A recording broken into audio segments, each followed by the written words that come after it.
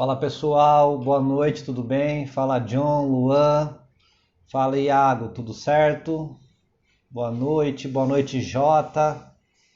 Vamos dar um tempinho aí pra galera entrar, tudo certo pessoal?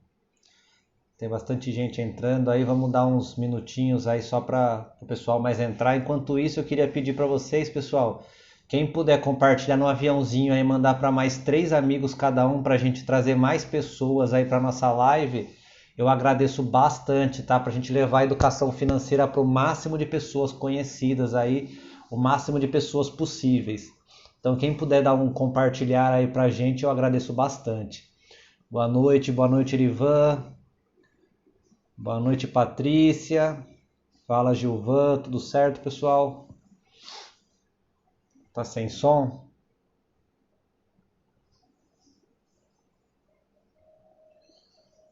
Melhorou o som, pessoal? Vocês me escutam? Agora sim, não? Boa noite, Marcílio. Tudo bem? Wagner. Fala, André. Tudo bem? Jéssica.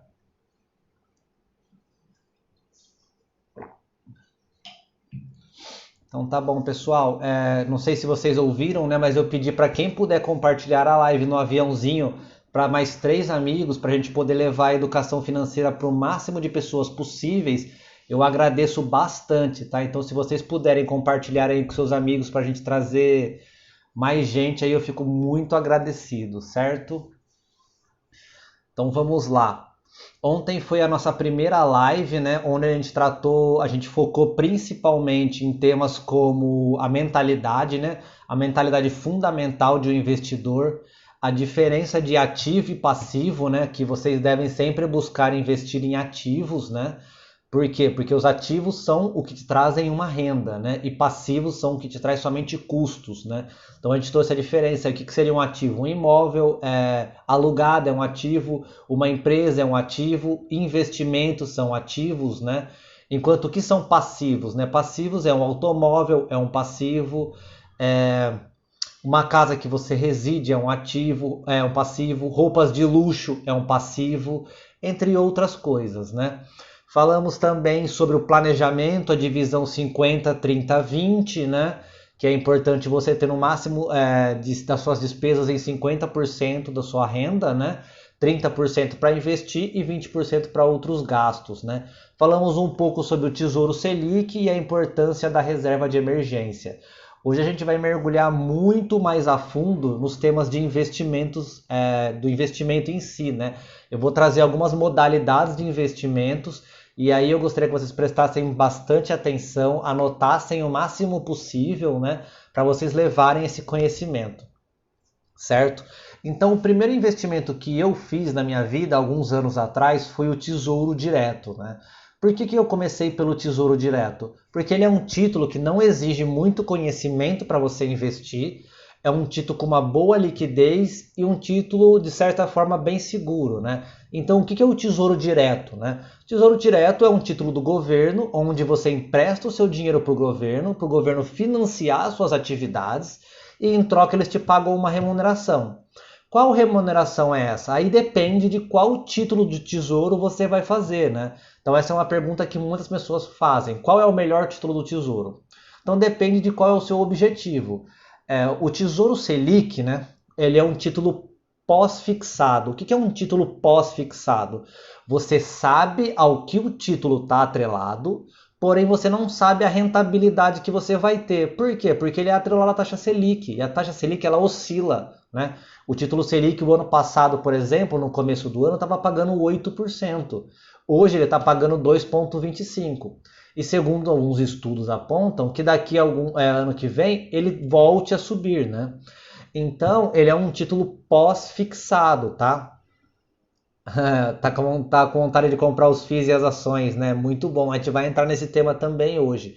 Então ele é um título pós-fixado, certo? E a partir de R$ 106 você já consegue investir no Tesouro Selic. E como que funciona? Eu posso investir, uma pergunta que eu recebo bastante, eu invisto uma vez só, eu invisto todo mês, eu sou obrigado a investir todo mês. Não, você não é obrigado a investir todos os meses. Você pode fazer um fluxo de investimentos da maneira que você quiser. Ah, eu quero investir uma vez só, eu quero investir uma vez por mês, uma vez a cada 3 meses, toda semana. Você que determina quantas vezes você quer investir nesse título. Então, novamente, eu comecei com ele porque ele é um título de liquidez alta, né? O que eu falei que era liquidez ontem? Numa forma bem simples, liquidez é fazer o dinheiro, o título virar dinheiro. Quanto mais rápido você consegue fazer um título virar dinheiro, mais liquidez esse título tem. Então, o Tesouro Selic, ele tem a liquidez de D mais 1. O que é D mais 1? Você pede o resgate hoje, amanhã você já tem esse dinheiro na sua conta, tá? Então, esse título do Tesouro Selic funciona dessa forma. Como funciona o resgate? Eu posso resgatar a qualquer hora? Você pode resgatar a qualquer hora. E a rentabilidade desse título, como que ela funciona? Ela funciona da seguinte forma, ela é um rendimento diário. Então, se você resgatar o seu dinheiro daqui 3 ou 4 dias, ele já rendeu. Diferente da poupança, né? Como que a poupança funciona? Ela tem um aniversário de rentabilidade. A cada 30 dias, ela te dá uma rentabilidade. Então, se eu investir hoje, dia 18/7, e tirar o dinheiro dia 17/8, eu não vou receber nada, porque ainda não foi o aniversário do mês. Eu só vou receber a partir do dia 18/8. Já no Tesouro Selic não, ele tem um rendimento diário, né? E como que funciona esse rendimento? Ele é através dos juros composto. Então vamos dizer que eu coloquei R$1.000 hoje, né? Quanto que eu vou ter? Se vamos dizer que ele rendesse 10% para ficar fácil a conta, né? Então eu investi R$1.000 hoje, mês que vem eu vou, no mês que vem ele vai render 10%, ele vai render 1%, vamos dizer, ao mês. Ele vai render 1% em cima dos R$1.000. Então eu vou ter 1.100 mês que vem. No outro mês, quanto que eu vou ter? Eu vou ter R$100 de novo? Não. Você vai ter 1% em cima dos 1.110 que você tem agora. Então você vai ter 1.121, por exemplo. E aí sucessivamente. Ele é juros sobre juros. E isso ao longo do tempo ele se torna muito mais escalável. Ele se torna uma bola de neve de juros, né? Por quê? Porque os juros vai escalando e vai aumentando progressivamente, tá? Então por isso que é um excelente título. Uma outra forma de título que a gente tem do Tesouro é o Tesouro pré-fixado. Como ele funciona o pré-fixado? O pré-fixado você já sabe quanto ele vai te render ao longo do tempo, tá? Então, como que funciona? Hoje ele está pagando, por exemplo, 7% ao ano, tá? Então você sabe que ele vence daqui 5 anos, ele vai vencer em 2025. Então você sabe que até o 2025 ele vai estar te rendendo 7% ao ano, não vai mudar esse valor. Então você pode falar, pô, mas o Tesouro Selic hoje está pagando 2,25 e ele está pagando 7%, por exemplo. É muito mais vantajoso que eu invista nele. De certa forma, a priori, parece que sim. Mas uma coisa que você tem que ficar muito atento, e essa é uma parte muito importante de vocês prestarem atenção, é que existe uma possibilidade de você perder dinheiro com o tesouro pré-fixado. Poucas pessoas falam isso, mas existe essa possibilidade. Por quê? Porque se você investir hoje e tirar daqui 5 anos, ele vai te render exatamente os 7%, com certeza. Isso não há risco algum. Então você vai ter um lucro em cima do valor acordado. Porém, se você precisar resgatar esse dinheiro antes, vai depender muito do cenário econômico daquele momento. Por quê? Porque quando você quer vender o seu título antes do prazo, alguém precisa comprar o seu título, certo? Então vamos dizer que hoje ele paga 7% e a taxa Selic está 2,5%, 2,25%. Só que ano que vem, esse título vai estar pagando o Tesouro Selic 10% e o seu pré-fixado paga 7%. Então quem vai querer comprar um título que paga 7% se tem outros títulos pagando 10%? Entendeu? Nesse cenário, o seu título desvaloriza. Então você pode sim perder dinheiro, você tem o risco de perder dinheiro. Então esse é um investimento para quem ou tem certeza que quer aquela rentabilidade mensal, ou para quem acompanha o cenário econômico e sabe que naquele momento o juros da taxa Selic não vai subir, ele vai diminuir. E quando a taxa Selic diminui, para quem tem um pré-fixado é vantajoso vender antecipado, porque daí você vai receber mais do que o acordado. Então é um título mais de especulação ou para quem tem um rendimento fixo, né? E aí o terceiro modalidade do tesouro que a gente tem é o híbrido, né? O que é o híbrido? Ele é a junção de dois títulos, tá? Então ele vai pagar o IPCA e mais um valor fixo. O que é o IPCA? O IPCA nada mais é do que a inflação daquele ano, né? Então vamos dizer que esse ano a inflação está 1,8. Então o IPCA ele vai te pagar a inflação, que é 1,8, mais uma quantidade fixa, mais 6%, por exemplo. Esse título é excelente para quem quer investir a longo prazo. Por quê? Porque o seu dinheiro vai estar rendendo sempre acima da inflação. Então é uma excelente oportunidade para quem quer investir no longo prazo, tá? E aí se você...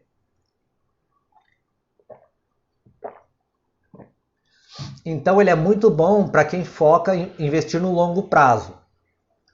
E aí ele tem uma variável, né? Qual variável é essa? Que é o título IPCA, que tem ele te paga uma porcentagem de juros a cada 6 meses, tá? Então a cada 6 meses você vai receber um dinheiro na sua conta, que é a rentabilidade. E aí você pode fazer o que você quiser, você pode sacar esse dinheiro, você pode reinvestir esse dinheiro. É uma opção interessante, porém nos primeiros anos você vai sofrer por conta dos juros, né, do imposto de renda. Por quê? Porque toda vez que o seu dinheiro for cair na sua conta a cada 6 meses, você vai perder um pouquinho do imposto de renda, né? Porque ele vai descontar o imposto de renda nas primeiras vezes, né? Então, pode dar exemplo de título pré-fixado e híbrido. O Tesouro tem pré-fixado, então ele paga valores fixos. O CDB tem pré-fixado. O LCI tem pré-fixado. O híbrido, a mesma coisa. A gente tem o tesouro que é híbrido, né? A gente tem o Tesouro que é o Tesouro IPCA+. O CDB a gente tem híbrido que é o IPCA+. O LCI e a LCA a gente também tem híbrido. O que você chama de curto, médio e longo prazo? No primeiro dia, na primeira live, a gente comentou sobre isso, né? Curto prazo para mim, pessoal, é 1 ano, tá? De 1 mês a 12 meses a gente considera como curto prazo, tá? Médio prazo é até 5 anos, então seria de 1 ano a 5 anos seria médio prazo. E aí longo prazo é de 5 anos para cima, aí a gente pode considerar longo prazo, tá? Então é fundamental que você tenha essa visibilidade do seu objetivo para você investir de acordo com os prazos de seus objetivos, tá? Então vamos lá. E aí, o que é melhor, Tesouro Selic ou CDB? Então tá. Então aí o Tesouro Selic funciona dessa forma, tá? O imposto de renda dele é regressivo, que nem eu falei ontem. O que é um imposto de renda regressivo, né? Ele diminui a porcentagem de imposto de renda que você paga de acordo com o tempo. Então se você retirar o dinheiro em menos de 180 dias, você vai pagar 22,5 de imposto de renda, tá? Depois, se você deixar ele a mais de 720 dias, você vai ter um desconto de 15% de imposto de renda sobre o lucro.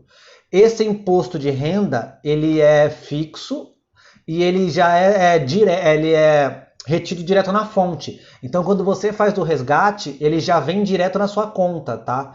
Então, você não precisa se preocupar com você pagar esse imposto. Ele já é tudo deduzido, tá? E você já recebe o valor líquido. Certo? Deixa eu ver aqui. Todos os títulos de tesouro têm incidência de imposto de renda? Sim, todos os títulos você precisa pagar imposto de renda.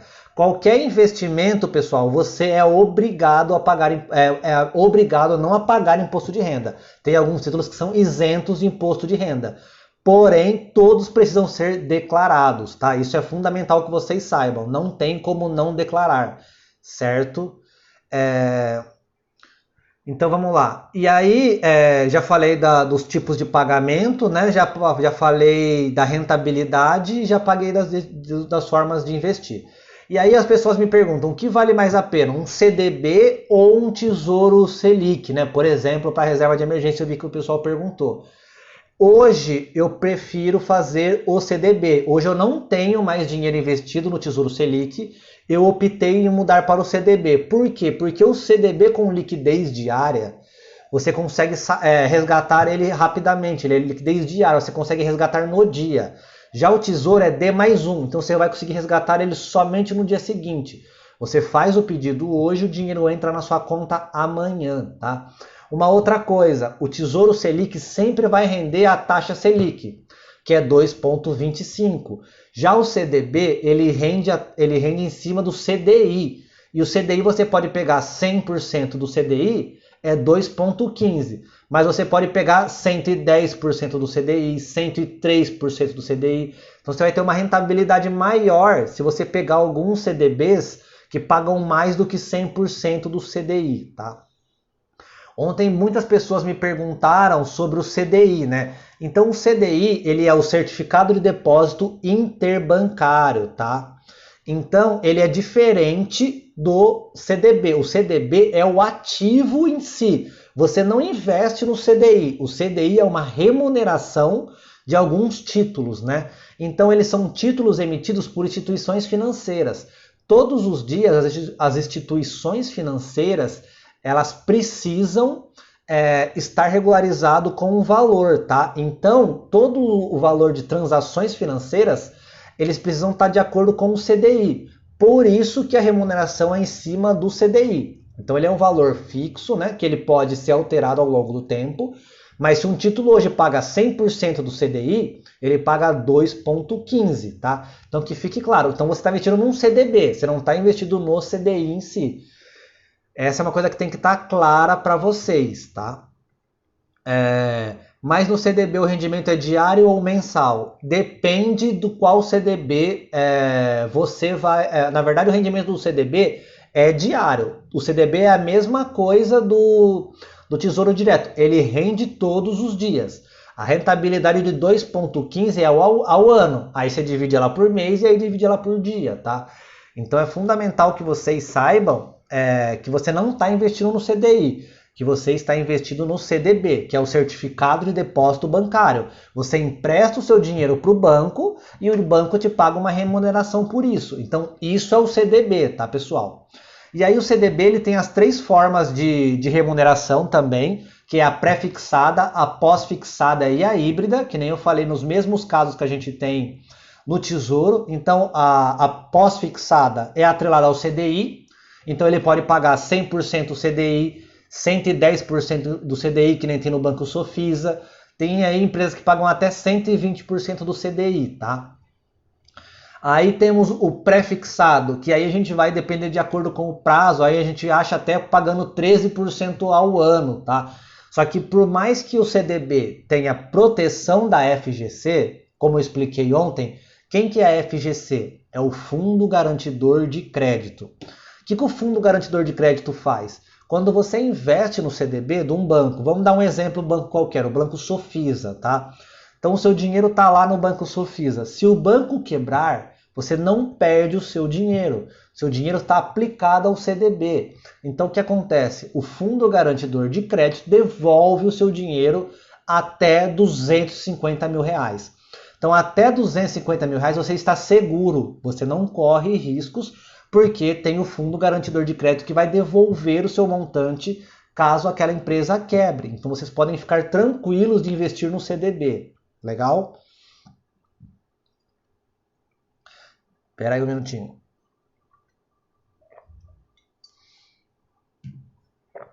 E aí o CDB ele também tem o imposto de renda retido diretamente na fonte, tá? Ele também é tabela regressiva, ele funciona da mesma forma que o Tesouro.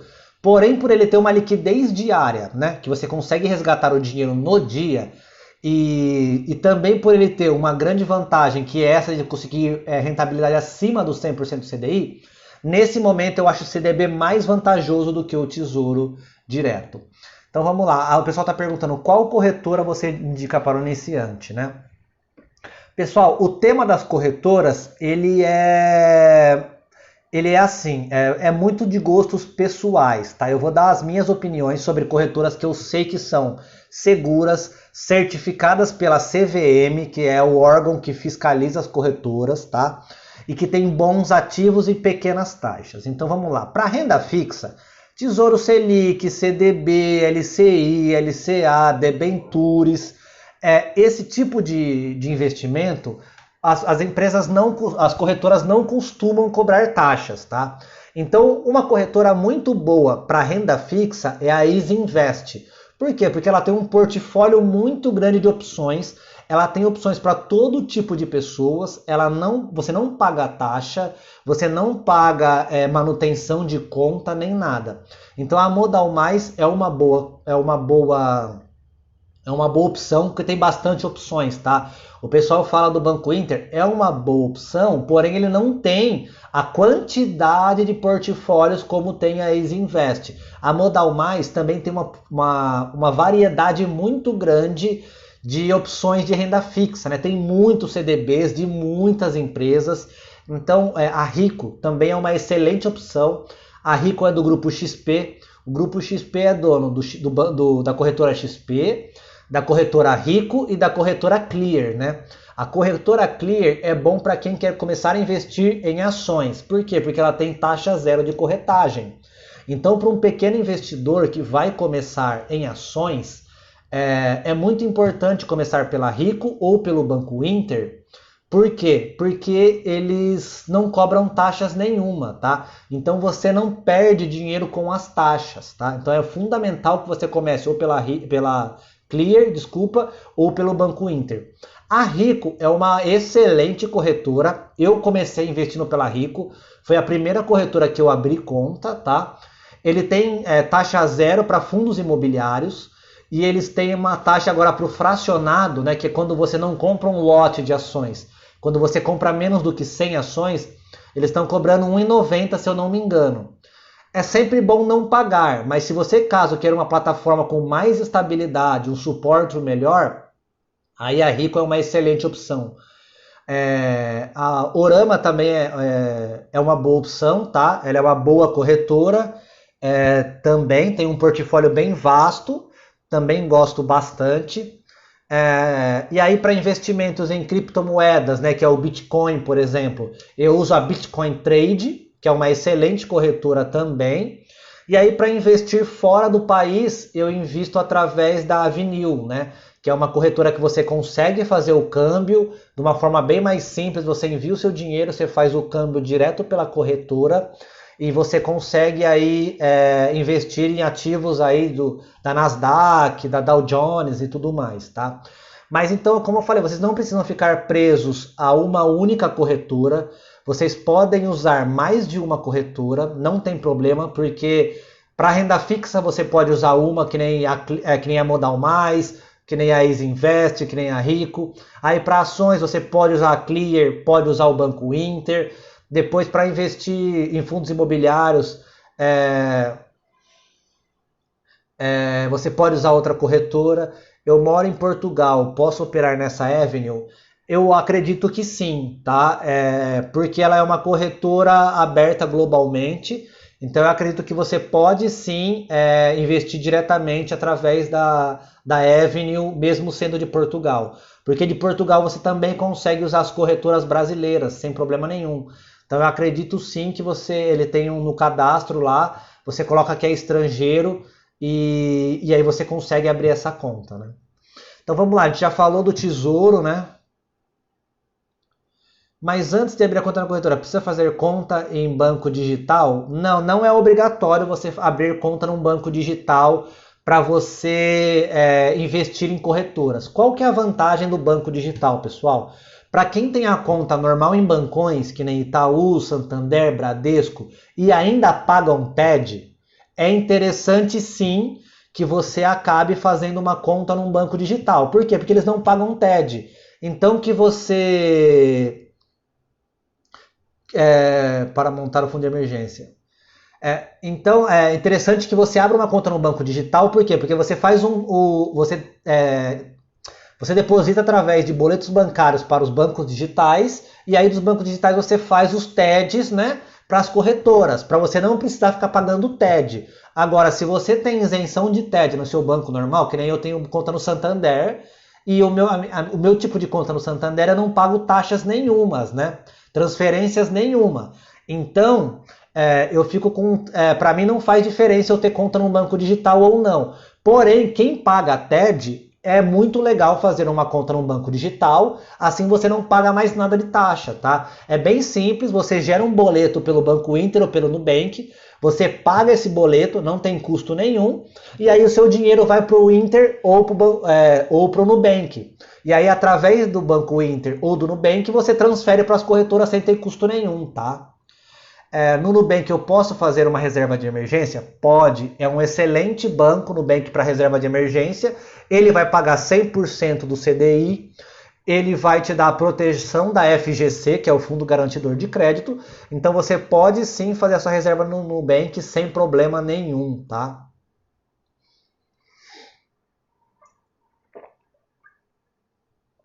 Então vamos lá, agora vamos falar um pouquinho do LCI para vocês terem mais esse tipo de investimento no seu portfólio, que muitas pessoas me perguntam da LCI. O que seria a LCI, né? A LCI é a letra de crédito imobiliário, tá? Ou a LCA é a letra de crédito de agronegócio. Nada mais é do que você emprestar o seu dinheiro para financiar essas atividades, imobiliárias e atividades do agronegócio. Qual é o ponto forte desse tipo de investimento? Eles são isentos de imposto de renda. Então é uma grande vantagem que você não precisa pagar imposto de renda nenhum sobre esses ativos. Porém, você precisa declarar, tá? Então é importante que você saiba isso. Ele é isento, mas você precisa declarar. Qual é a desvantagem, então, para você não fazer uma reserva de emergência numa LCI? A desvantagem é que ela não tem liquidez diária, a LCA e a LCI. Geralmente a liquidez desses ativos são de 3 meses. Então você não consegue fazer ele se tornar uma reserva de emergência, por conta que se você precisar do dinheiro nesse meio tempo e não conseguir resgatar, você vai acabar ficando numa situação complicada. Por isso que é importante que você tenha uma reserva de emergência num CDB ou num Tesouro Selic, tá? Ele tem também tanto pré-fixado, quanto pós-fixado, quanto híbrido, tá? E ele é um título bem interessante para quem tem um perfil mais conservador, não quer, já tem a reserva de emergência, mas não quer ir para ações ou para fundos imobiliários, né? A pessoa tem um certo medo, né, de ir para essas outras classes de ativos. E aí para ela é uma opção interessante, porque ele vai ter uma rentabilidade um pouco melhor, tá? E aí você pode deixar lá por um período maior, porque você já tem a sua reserva de emergência, e você pode deixar o dinheiro lá 1 ano e meio não é só na sua LCI ou na sua LCA, e não tem problema, tá? Então esse é mais um instrumento para quem tem um perfil mais conservador e quer manter lá o dinheiro, né? Sem se expor muito ao risco, tá? Então é fundamental que vocês tenham esse conhecimento, né? Reserva de emergência no banco seria uma opção? Já respondi agora há pouco, Guima. Sim, é uma excelente opção. Hoje, pessoal, para deixar para vocês, né? Eu tenho a minha reserva de emergência hoje no Banco Inter, tá?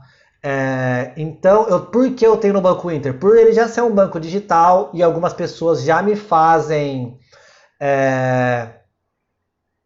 ele já tem como, eu já uso ele, né? Porque algumas pessoas me fazem pagamentos pelo Banco Inter. E aí, como esse dinheiro que eu recebo desses pagamentos, eu sempre uso ali para deixar de ou reserva de emergência ou para reserva de oportunidade, que é uma coisa que eu queria deixar bem clara para vocês, é essa diferença também. Às vezes as pessoas confundem reserva de emergência com reserva de oportunidade. A reserva de emergência, ela é para emergências, como o próprio nome diz, tá? Então não é para você, a bolsa caiu, eu vou usar o dinheiro da reserva de emergência para comprar ações da bolsa. Não, ele é para reais emergências, acidentes de carro, doenças na família, esse tipo de coisa. A reserva de oportunidade, ela já é voltada para oportunidades em investimentos muito boas. Por exemplo, a ação da empresa que eu invisto, Itaú, deu uma queda, né, por conta do coronavírus. Então eu vou fazer um aporte maior, eu vou comprar uma porcentagem maior, tá, de ações, porque eu tenho uma reserva de oportunidade justamente esperando aguardar mais esse momento, tá? Aguardar esses momentos de baixa para conseguir fazer aportes maiores. Eu faço meus aportes regulares, mensais, né? Mas quando a gente tem essas oportunidades maiores, a gente injeta mais dinheiro, porque ele tende a ser mais vantajoso a longo prazo. Então vocês têm que ter noção dessa diferença do que é uma reserva de emergência e uma reserva de oportunidade, tá, pessoal? Deixa eu ver aqui qual que foi uma pergunta que fizeram. Quanto rende o dinheiro que eu coloco no banco Nubank, tá? Como ele é um rendimento pós-fixado, hoje ele rende 2,15% ao ano. Por que eu falo hoje? Porque a cada 45 dias, o Copom, que é o Comitê de Políticas Monetárias, se reúne, tá? Eles são membros do Banco Central e, de acordo com o cenário econômico, eles sobem ou descem essa taxa. Hoje a gente está no pico histórico de baixa, nunca tinha chegado a um valor tão baixo quanto ao valor que está hoje. A perspectiva que nós temos para o ano que vem é que ele volte a subir, tá, pessoal? Então, por exemplo, hoje ele rende 2,25. O seu dinheiro está rendendo 2,25. Mas se mês que vem passar a render a 5%, por exemplo, o seu dinheiro a partir daquele dia vai começar a render 5%. Se depois de mais 2 meses começar a subir para 7%, o seu dinheiro vai render 7%. Então ele é um investimento que oscila, ele nunca é negativo, tá? Ele é sempre positivo. E aí ele vai tendo essas oscilações. Por isso que as pessoas desanimam que ele está pagando pouco hoje, mas não significa que ele vai pagar hoje para sempre. Ele chegou a pagar 12% há 3 anos atrás, há pouquíssimo tempo, entendeu? Então vocês fiquem tranquilos, porque o objetivo desse dinheiro é te respaldar, é te dar uma tranquilidade para você dormir tranquilo. Não é um dinheiro de alta rentabilidade. Para alta rentabilidade, a gente tem outras classes de ativos, como ações, fundo imobiliário, criptomoeda, outras classes de ativos.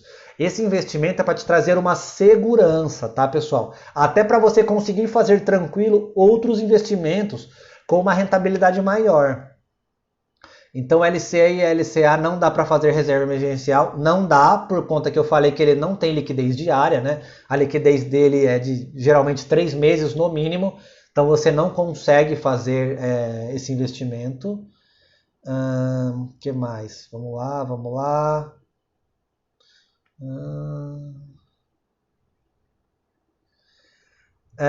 O Breja aí, né? Bebreja. Eu aconselharia você colocar ele num CDB, sim, né? Que é mais vantajoso e você vai ter uma rentabilidade maior. A gente vai chegar na criptomoeda, pessoal. Não sei se vai dar tempo de falar da criptomoeda hoje, que coisa a gente fala amanhã, né? Porque eu prefiro entrar em temas de ações primeiros e fundos imobiliários.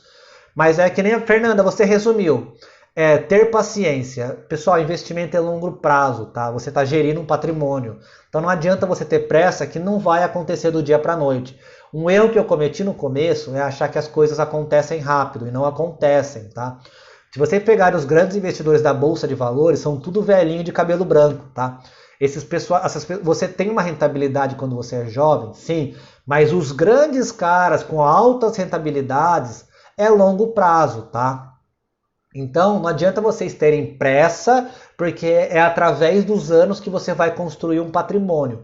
E o que é o segredo? Você construir um patrimônio colocando o tempo aliado a os juros compostos, né? Então, o que é os juros compostos? É juros sobre juros. Isso, pessoal, no longo tempo é a fórmula secreta para você ficar milionário. É simples, não tem segredo. Por quê? Porque ele vai rendendo juros sobre juros, juros sobre juros. Quando você vai conseguir sentir um efeito grande disso? No mínimo 5 anos. Não se iludam que antes disso você vai conseguir perceber um ganho extremamente alto, tá? Então, pessoal, é juros sobre juros. Essa curva começa assim e lá no final ela dá uma subida rápida, tá? Então essa é a grande chave. Outra coisa, diversificação. O grande segredo é você diversificar em classes de ativos. Quando você começar a constituir sua carteira, é importante que você tenha uma parte alocada em renda fixa e uma parte alocada em renda variável. Por que você tem que ter sempre uma parte em renda fixa? Porque ao longo da história sempre existiu crises, pessoal. E nesses momentos de crise você tem que estar respaldado.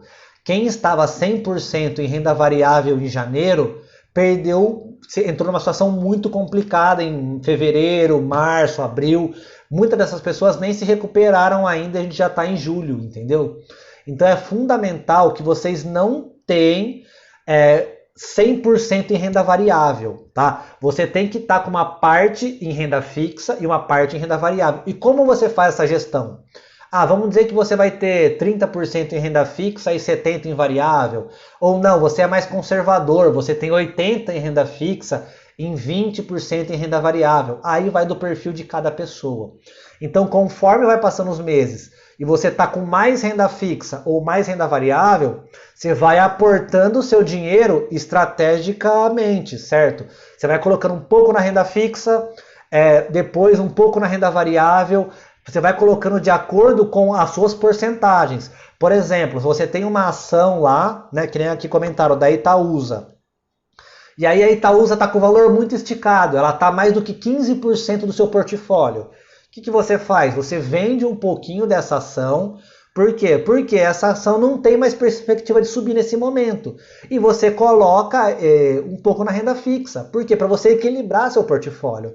Não adianta você querer ganhar muito que você acaba se expondo a um risco desnecessário. Pessoal, não corram riscos desnecessários. E daqui a pouco eu vou entrar em ações e esse é um grande fator que não corra riscos desnecessários, tá? Então eu falei para vocês já do Tesouro Direto, falei com vocês da LCI e da LCA e falei para vocês dos CDBs, tá, pessoal? Essas são as 3 classes de ativos principais da renda fixa. A gente vai ter depois debentures, né? Que é você emprestar o dinheiro para empresas e receber remunerações. Eu vou só dar um overview das debentures, mas elas não têm garantia nenhuma, então é um ativo um pouco mais arriscado. Porém, elas dão rentabilidade bem maiores. A gente tem debêntures incentivadas, né, que é de setores estratégicos, que nem, por exemplo, construção civil, que tem incentivo do governo, e aí por conta desse incentivo, elas são isentos de imposto de renda. E outros casos não, você paga o imposto normalmente, tá? É mais uma forma de investimento da renda fixa. Depois tem CRI e CRA, que também são relacionados a imóveis e são relacionados ao agronegócio. Mas esses são os 3 principais ativos que vocês precisam conhecer.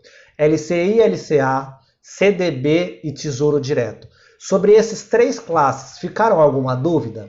Só para a gente finalizar esse tema e entrar no próximo tema, que seria a renda variável. Vamos lá. Se alguém mandar aí alguma dúvida, a gente tira ela por último e aí a gente entra nas rendas variáveis.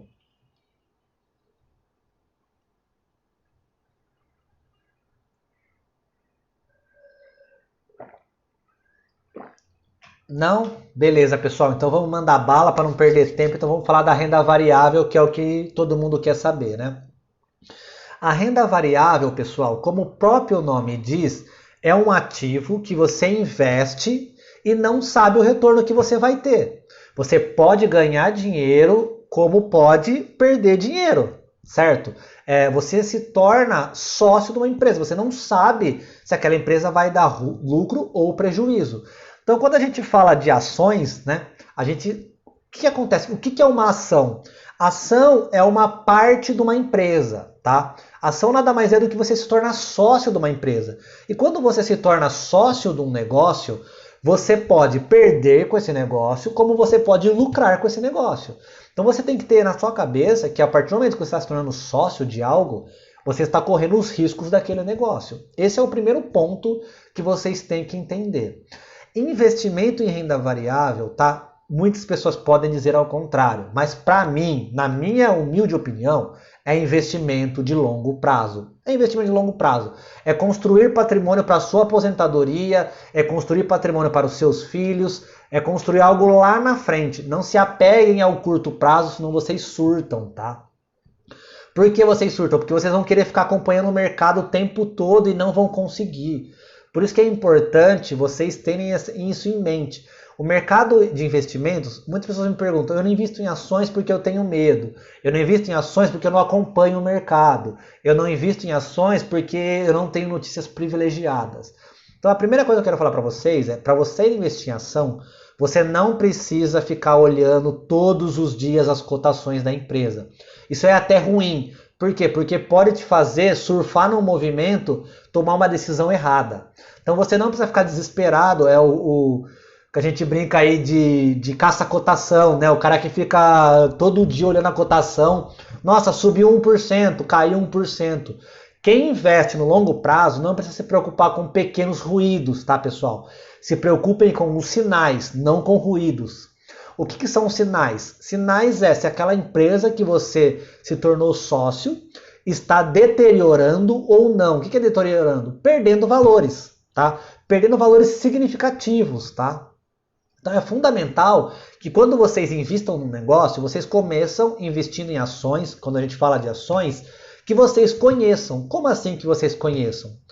Alguém aqui trabalha, cada um de vocês trabalha com alguma coisa, o qual for que seja, certo?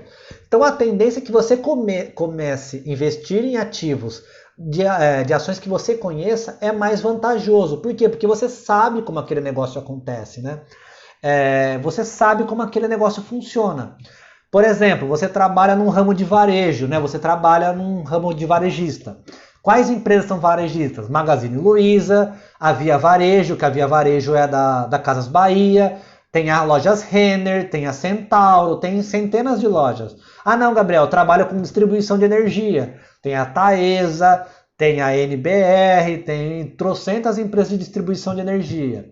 Ah, eu trabalho no saneamento. Ah, eu trabalho com banco. Não, eu não trabalho com banco, mas eu conheço bem como funciona o sistema do banco. Então a primeira dica para vocês é: comecem investindo no que vocês conheçam. Não se apeguem a dicas quentes. Não se apeguem, a empresa tal tá boa.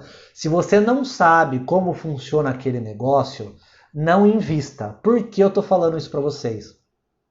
Porque às vezes a pessoa fala, a Magazine Luiza está subindo, e você vai lá e compra, mas não se está surfando numa onda do mercado, que a Magazine Luiza já vem subindo há um tempão. No dia que você entra, já todo mundo recebeu essa notícia. E aí você vai entrar com ela lá em cima. E aí a galera vai começar a realizar os lucros e essa cotação vai começar a cair. É nesse momento que você se desespera e vende. Porque você acha que essa empresa vai desvalorizar. Por que você entrou nessa empresa? Pelos fundamentos dela, porque você acha que daqui 10 anos ela vai se tornar uma grande empresa e vai continuar crescendo? Ou você entrou para surfar numa onda do mercado? Porque você pode surfar em ondas do mercado? Sim, mas você tem que ter um conhecimento muito maior. Você nunca vai conseguir acertar a mínima e a máxima. As pessoas me perguntam assim, Gabriel, a melhor forma de ganhar dinheiro é comprar na mínima e vender na máxima. É claro que é. Mas quem garante que você vai conseguir acertar a mínima e a máxima? Tem até um termo que a gente chama que é o FOMO, né? Que é o desespero da pessoa a não perder aquela onda. Então, por exemplo, né? A Bolsa de Valores em janeiro estava em 120 mil pontos. E aí ela veio caindo, né? Caiu, chegou a 60 mil pontos, né? E aí muitas pessoas não compraram porque ela falou, não, vou esperar cair mais. E aí ela voltou a subir. No desespero que ela começa a subir, o cara vai lá e aporta. E aí ele já pega um momento que não é tão bom. Por quê? Porque ele não quer ficar de fora dessa onda. Ele acha que é a oportunidade da vida dele. Pessoal, mantenham a consistência. Investimento em ações é consistência. É mês a mês ali, você vir colocando o seu dinheirinho nas ações, deixar os dividendos trabalhar para você, reaportar os dividendos. Esse é o segredo. O segredo não é você querer surfar em pequenos movimentos, tá? É foco lá na frente, lá no longo prazo, tá, pessoal? Qual é o limite da responsabilidade? Qual é o limite da responsabilidade do investidor em renda variável? Existe a possibilidade de perder além do investido? Não, Guima. O máximo que você pode chegar a perder é perder todo o valor que você investiu, tá? É difícil chegar nessa situação? É difícil, mas pode acontecer, tá? Ninguém garante que não. Mas a sua responsabilidade vai até o valor que você investiu. Então você colocou R$1.000 lá. Esse R$1.000 pode virar 10 mil. Como esse R$1.000 vai começar a cair. E aí se você resolver vender quando tiver 900, 800, 700 até... Se você falar, não vou vender no negativo, eu vou esperar, entendeu? Aí é muito de estratégia de cada um, né? Tem pessoas que aceitam perder até 5%. Como tem pessoas que deixam lá e ele está pensando lá na frente, né? Que nem nesse momento que a gente teve aí da crise do Covid,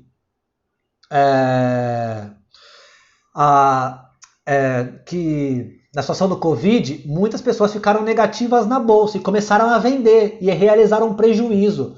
Essa é uma estratégia totalmente errada, pessoal.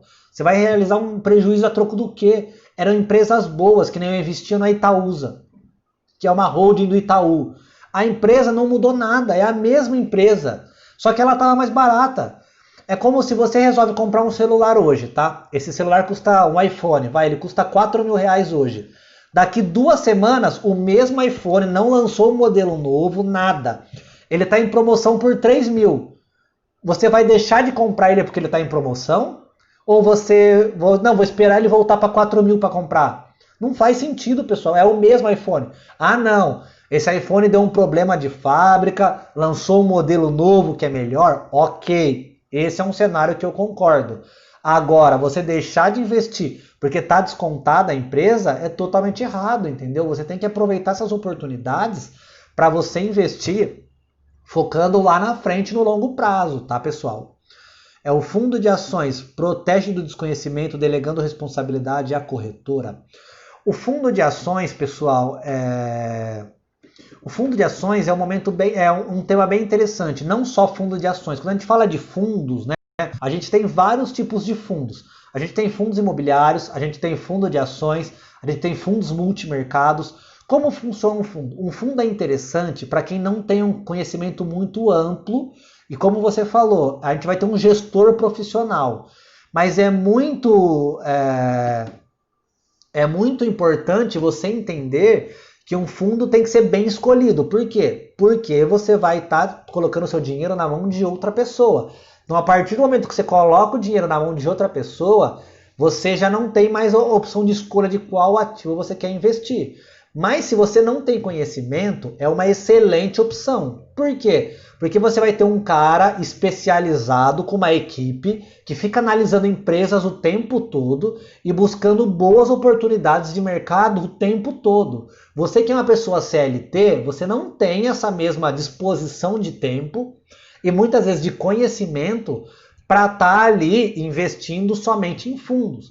Então, fundo é uma excelente opção. Mas existem diversos tipos de fundos, tá? Muitos fundos trabalham muito alavancados e aí o risco se torna bem mais alto. Mas você estudando bem o fundo, tem ótimos fundos, tá? Ótimos. Então vale a pena sim você estudar um pouco sobre o fundo e direcionar o seu dinheiro para ele. Porém, quando você está investindo no fundo, tem as taxas administrativas. Então você precisa fazer uma análise de custo-benefício. Tem que ver o histórico desse fundo aí nos últimos 12 meses. Não significa que ele vai continuar rendendo a mesma coisa que o histórico, né? Ninguém garante que a história vai se repetir. Mas é fundamental que você dê uma olhada, tá? Na histórico desse fundo, como ele se comporta em momentos de crise é fundamental. Você vê como esse fundo se expõe ao risco, qual a proteção que ele tem. Então é muito interessante essa opção para quem ainda não tenha muito conhecimento. Uma outra opção são os ETFs, né? Que é os exchanges que a gente chama, né? Os ETFs, eles rendem em cima de índices, né? Então a gente tem um ETF que é o BOVA11, né? Como que funciona o BOVA11?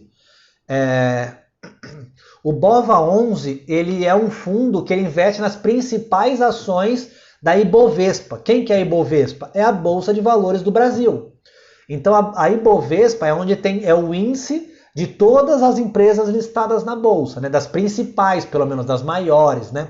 Então quando você investe no BOVA11, você está investindo nas maiores empresas da Bolsa de Valores brasileira.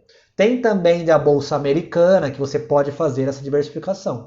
Então é um ETF que vai comprar várias empresas e você está investindo ali naquele índice. Para quem não tem muito conhecimento, também é uma boa opção para se começar, né? Como é cobrar essa taxa dos fundos, né? A taxa administrativa varia de fundo para fundo. Por isso que é muito importante você estudar a taxa do fundo. Principalmente quando a gente fala de fundos de bancos normais, como Santander, Banco do Brasil, geralmente, não estou falando que é todos os fundos, tá? Mas geralmente eles têm umas taxas administrativas maiores e outras taxas a mais. Então é muito importante você ver se tem a taxa de performance. O que é taxa de performance? É uma taxa que eles cobram prometendo que se eles atingirem mais do que 10%, por exemplo,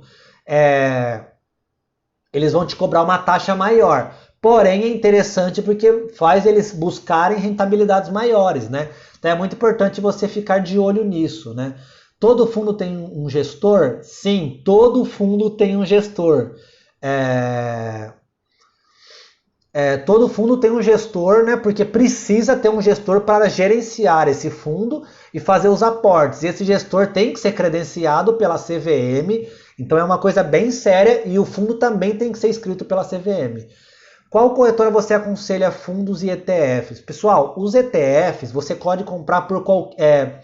Entendam uma coisa, tá? A B3, que é a Bolsa de Valores do Brasil, ela é igual em todas as corretoras, tá?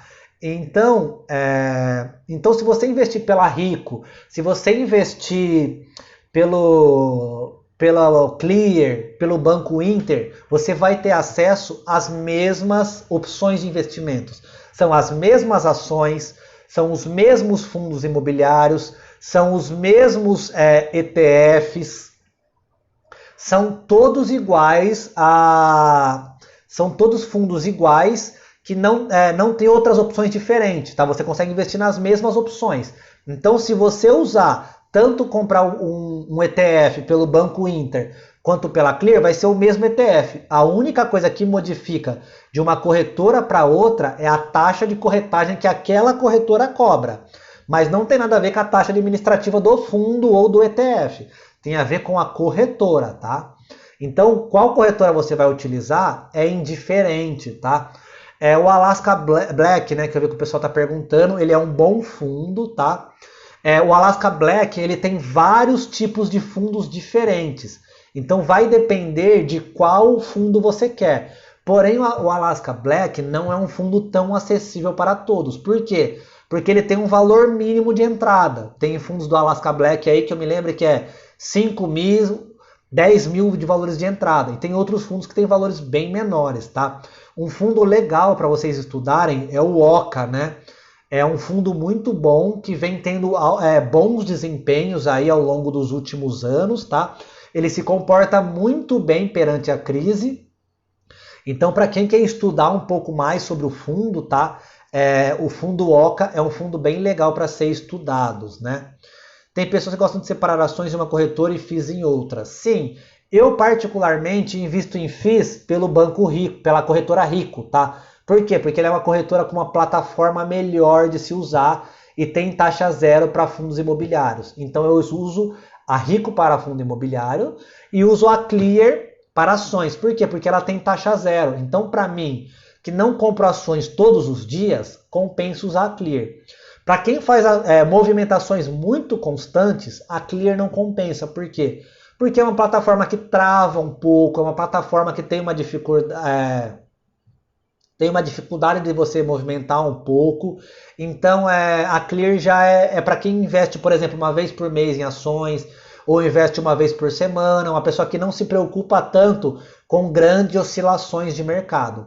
Para mim, tá, pessoal, a Clear atende para qualquer iniciante, porque é uma pessoa que não vai se apegar tanto a esses centavos, porque a pessoa investe no mercado fracionado. Então, só para a gente fechar o tema das ações aí, que o nosso tempo tá correndo, né? O que eu aconselho para quem vai começar em ações?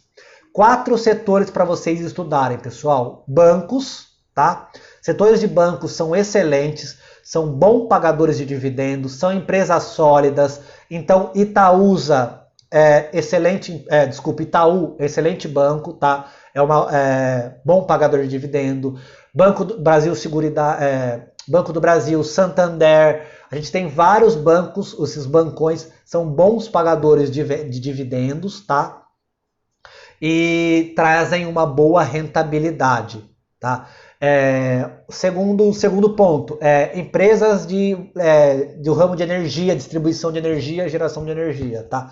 Taesa é uma excelente pagadora de dividendo, uma excelente empresa com ótimos resultados ao longo do tempo.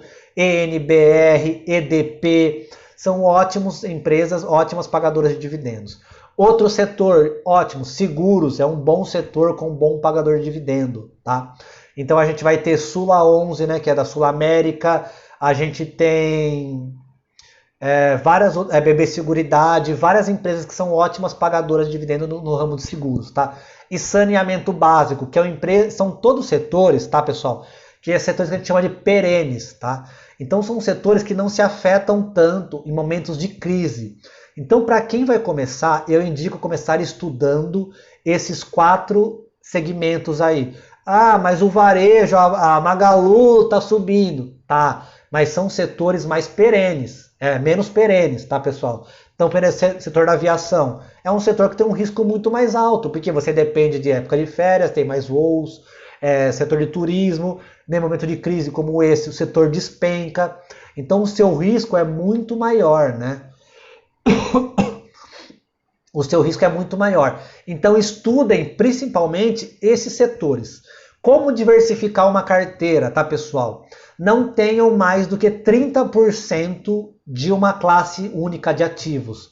O que é 30%? Né? Então, por exemplo, eu tenho 30% do setor de energia elétrica, 30% de seguros, 30% de bancos e 10% de saneamento, por exemplo. Então, nunca ultrapasse a quantidade de 30%. Quantos ativos eu devo ter na minha carteira, tá, pessoal? Para você ter uma diversificação legal, uma quantidade assim legal, seria no mínimo uns 6 ativos. Não passando os 30% de um único setor. Então, por exemplo, você pode ter 2 ações de banco, 2 ações de seguros, 2 ações de saneamento e 2 ações de energia elétrica, por exemplo. Você tem 8 empresas aí, que não vai passar mais do que 25%, né, de um setor, e você vai ter 12,5% de um único ativo, que é um valor legal, tá? Quanto por cento eu acho legal de você ter num ativo? Se um ativo que tem um maior risco, 5%. Se é um ativo que você confia, 10%. 15% é o máximo do máximo. Se o ativo começou a passar mais do que 15% da sua carteira, começa a investir em outros setores, tá? Isso, banco, seguro, saneamento e energia. Esses 4 setores, pessoal. Vamos lá. E aí, o que mais que vocês têm que entender de ações? O grande segredo das ações, que todo mundo sempre me pergunta: dividendos. O dividendos é o grande foco do grande investidor, pessoal. Entendam isso. Se você quiser enriquecer na Bolsa de Valores, dividendos. Rapidinho, só para mudar ali, perguntar uma indicação de livro. Um livro fantástico Faça Fortunas com Ações.